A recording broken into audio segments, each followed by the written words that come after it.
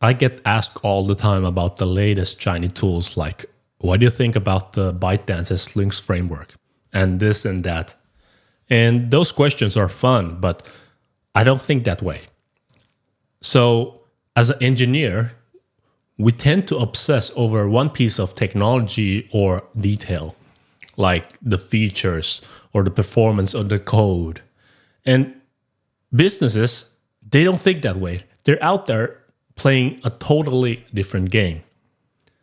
They're not impressed by the product only. They want the whole ecosystem around it. So let's start this with a separation between engineers and businesses.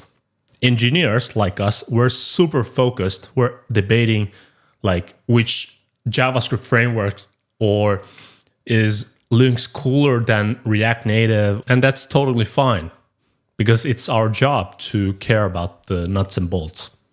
But businesses, they don't really care about the small stuff. They're asking how much this fits to everything else we're doing. It's about, let's say, the support or the community and the integrations. Think about it for yourself. If you're a startup founder, you just spent 6 months raising funds and you got $1 to $2 million. And now you got to choose the technology. Would you choose something that has a proven track record, or would you choose something new and risk destroying the whole company if the decision is wrong? There's a saying that you never get fired for picking AWS. But okay, let's continue and take the NVIDIA as a perfect example. You might know NVIDIA, if you're a gamer, for the greatest and latest graphic cards. It's beast. But for businesses, NVIDIA is not only selling chips like Hopper or Blackwell. They're selling CUDA. They're software platforms that researchers have used for a decade. They're selling network gear to connect them all together, and they've got partners who can come in and build it up for you. The chip, the competitors can offer the chip for free, and NVIDIA's ecosystem would still be better. And that is why NVIDIA is currently crushing it. Now let's bring back to us, the engineers. I've been asked about the Lynx, and sure, it might be better at something. I haven't dug into it really, but here's what I know. The framework alone doesn't win developers or businesses over. It's the whole ecosystem that keeps them coming back. Now, on my previous video, we can come back to this. React. It's all the stuff around it. Libraries like ShadCN for standardized UI components, or Tremor for data viz that doesn't take forever to set up. That is why I want to use it. Compare that to something like Flutter. On paper, Flutter might be better than React Native in performance or ease of use. But the community, it's practically ghost town. The ecosystem here really matters. And with the newest Lynx, it's new, it's shiny, but where's the support? Where's the community? The tutorials, it is battle tested like React Native. There you go. So how does this play out in real world?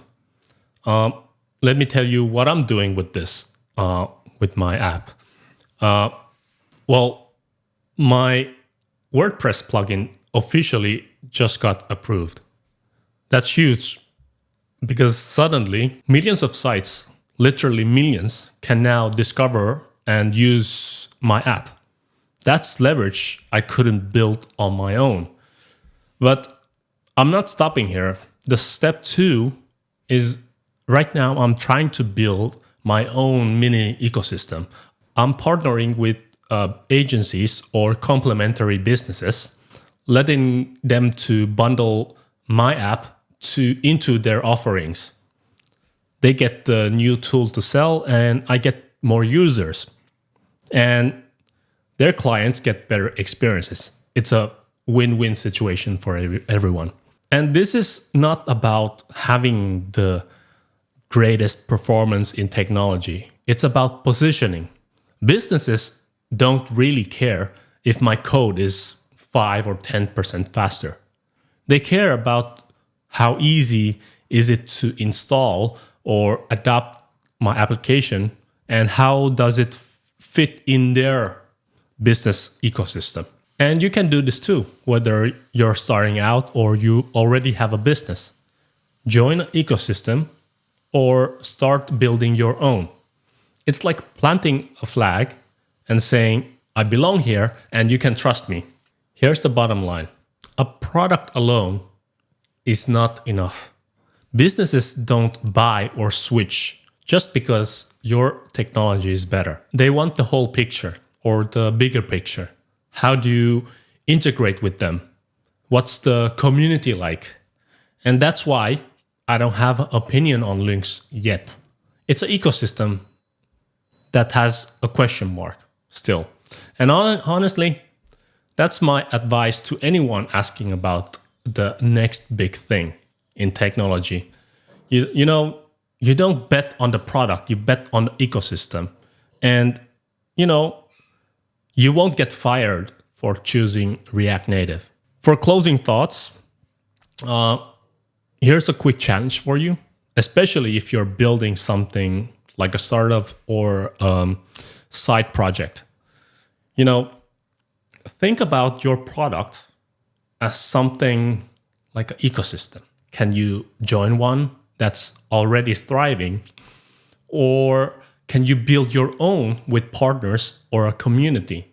What advantages like trust, reach, support can you offer beyond the product and the app itself? Figure that out and tell everyone about it shamelessly. And that's what's going to make you grow. That's about it for today's video. Thank you for watching this and see you on the next video. All right, bye.